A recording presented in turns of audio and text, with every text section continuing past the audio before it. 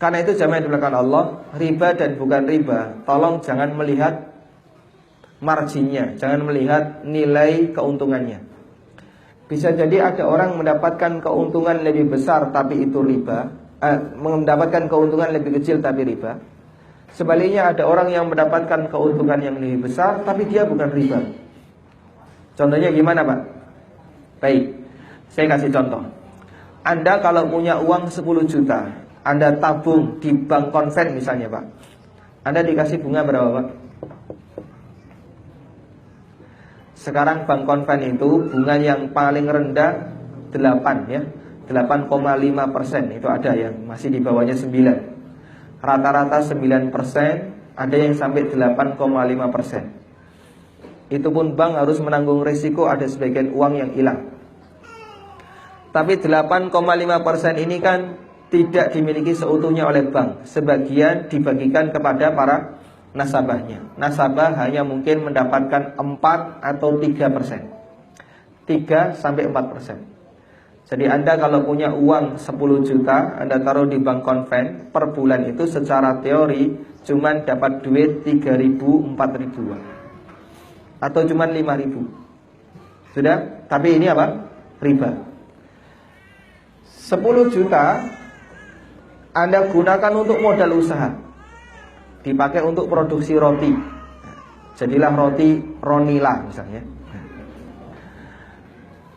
Lalu dalam waktu sebulan karena laku ya, Anda beruntung dan bisa mendapatkan keuntungan 5 juta. Untung berapa persen? 50%. Riba nggak ini? Bukan. Makanya riba dan bukan riba itu tidak melihat dari nominal, tapi melihat dari apa? Melihat dari bagaimana cara kita mendapatkan uang. Ada sebagian orang yang berkomentar begini, katanya sistem syariah kok ternyata lebih mahal dibandingkan konven, sehingga orang punya stigma syariah itu lebih mahal dibandingkan konvensional. Memang untuk sementara ini ya, kalau kita lihat runtutannya, di sini ada BI.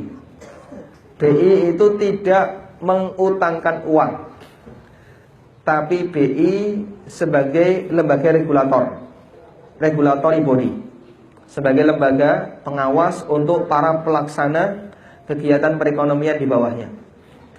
Bank konven punya duit, dia menetapkan bunga 9%.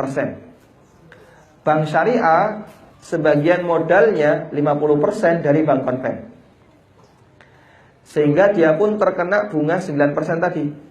Makanya oleh bank syariah dia juga butuh margin dong. Akhirnya dia naikkan.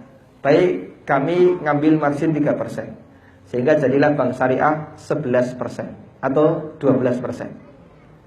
Baik.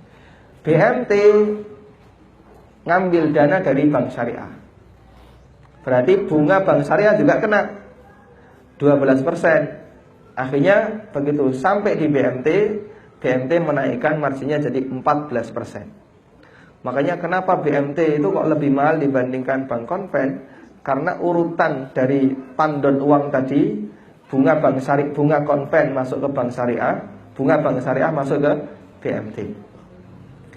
Sehingga muncul stigma di masyarakat, syariah lebih mahal dibandingkan konven.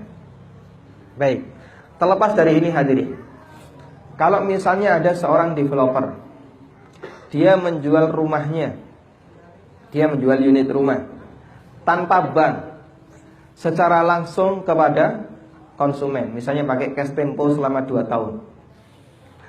Tapi ternyata secara perhitungan harganya lebih besar dibandingkan suku bunga bank. Halal atau tidak? Halal saja. Namanya orang jual beli kan boleh ngambil margin 30%, boleh nggak ya? Boleh. Atau dia ngambil margin misalnya 20%, boleh tidak? Boleh. Betul kalau Anda bandingkan dengan bank, kalah, karena bank itu cuma 8%. Tapi ini kan jual beli real. Namanya jual beli real, Anda ngambil margin 30%, 40%, boleh atau tidak? Boleh. Toko buku itu Pak, ngambil margin sampai 50% Pak. Mungkin toko roti ngambil margin sampai 60%. kemudian nanti dibagi-bagi sama bawahnya. Toko-toko yang lain bisa ngambil margin di atas 50%. Tapi itu kan usaha real yang halal, sehingga sah-sah saja dia ngambil margin lebih banyak. Yang tidak boleh itu ketika usahanya hanya berputar dalam sektor uang. Uang dijadikan sebagai komoditas dan bukan sebatas alat tukar.